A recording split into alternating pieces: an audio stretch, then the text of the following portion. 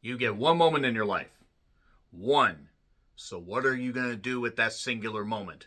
Are you going to seize it? Are you going to capture it? Or are you going to leave it over there in a pit?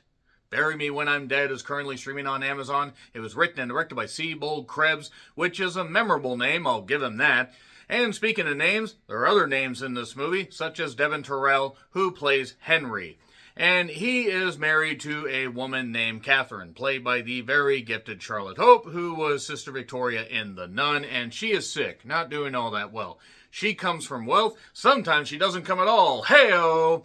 But basically they are going to go off and they are going to honor her dying wish. Her parents, Gary, I'm Gary, look for me, and Patricia, they're kind of divided on this, but you know what? It's their daughter's dying wish. And let's just say that whole honoring of the dying wish doesn't exactly go to plan, and things start to occur that make Henry question, well, is this really all in his head? Is it grief, or is something coming after him?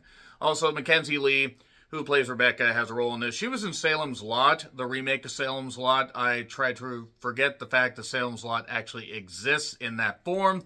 Because no offense against the cast, but the remake of Salem's Lot was really, really bad.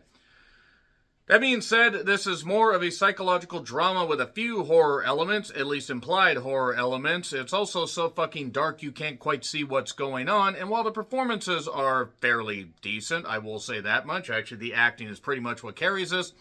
Unfortunately, the story is so thin, and the conclusion is so obvious that you really don't honestly care what happens with anybody, because none of the characters are particularly likable.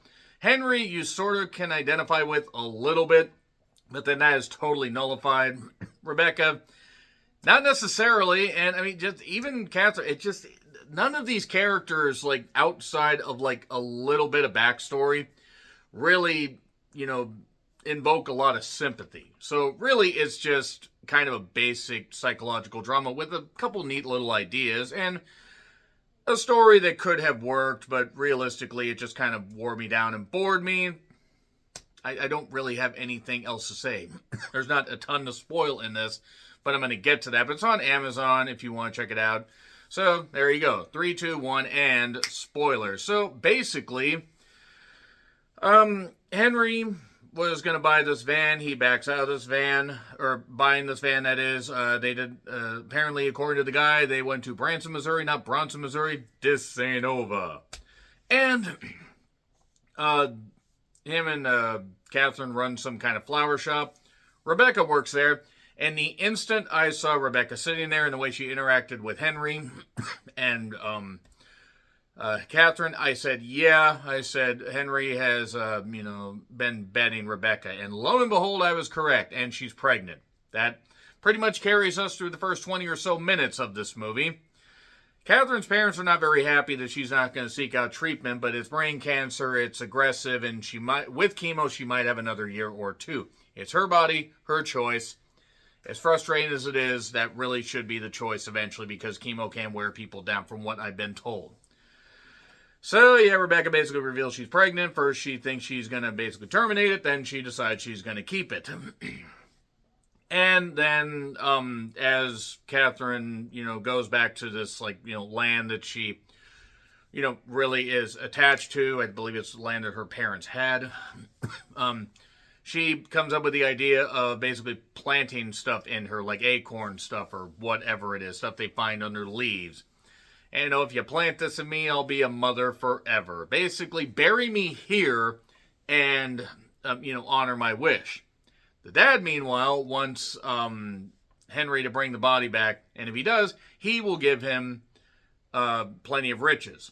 Well, then, basically, Gary ends up totally taking that back.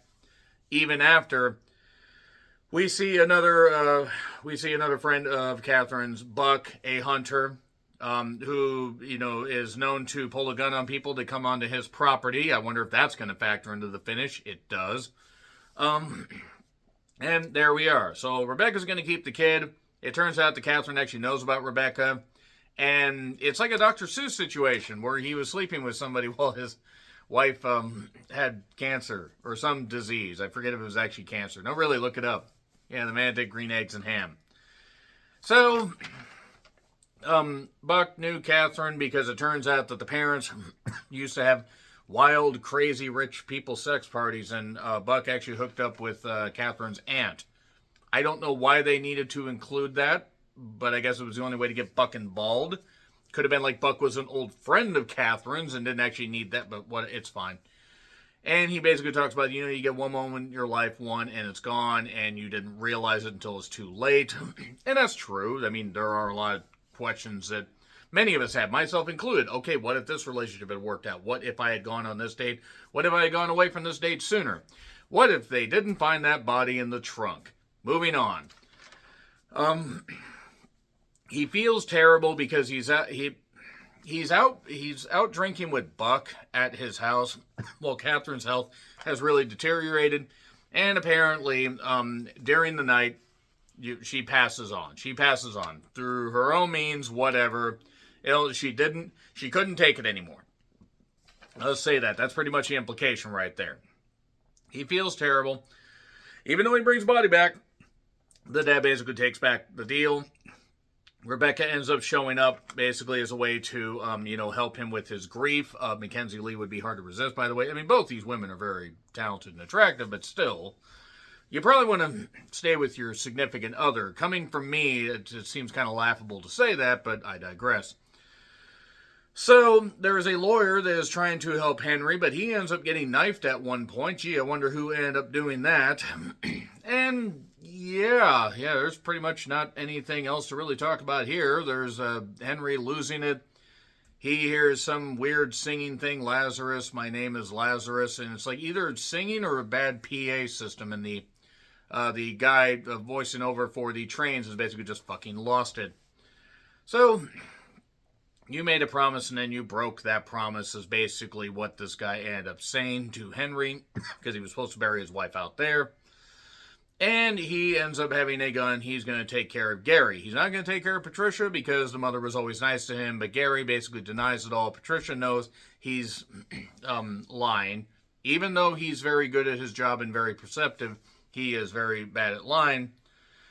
And Henry mocks their weird sex party things, and then Patricia shows up a little bit later. We are, by the way, less than 20 minutes until the end of this movie, and this uses every bit of its 99-minute runtime. I don't know why it needed to wait this long to get to the to get to any twist, but she gives Henry and Rebecca a gift. It's cash.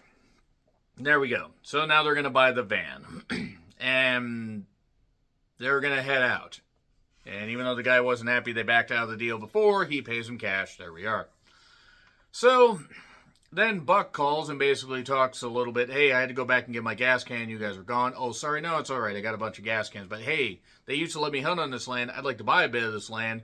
Oh, call Gary's office is what Henry says. All right. Then Rebecca is worried she lost the kid, but she didn't. And then she wanders out of the hospital, is talking about their life together, and we see an ambulance that couldn't be going more, by the way, than 10 miles an hour. Suddenly starts speeding up in this parking lot to hit her. Okay. Fire that ambulance driver, by the way, paramedic, as it were. And we have 9 minutes left. 9 minutes left of this thing. And then he takes Catherine's body and goes to bury her. And then Buck ends up shooting him. That's how it ends. No, really, that's how it fucking ends. I mean, and they end up in the same grave, which I guess makes sense. He didn't honor his wish, and now he's dead with her. But just, the problem is the movie just isn't interesting, and I don't really feel any sympathy or anger. I feel nothing towards any of these characters. It was all right as far as acting, but everything else is just blah. So it gets an F. Sorry. I'm not saying it's the worst thing. It just wasn't very good. Agree, disagree, what I said, like, share, subscribe, Twitter, Letterboxd, Blue Sky handles in the description. I'm John Ritlin, and until we put an acorn up a woman's hoo-ha again, happy trails to you.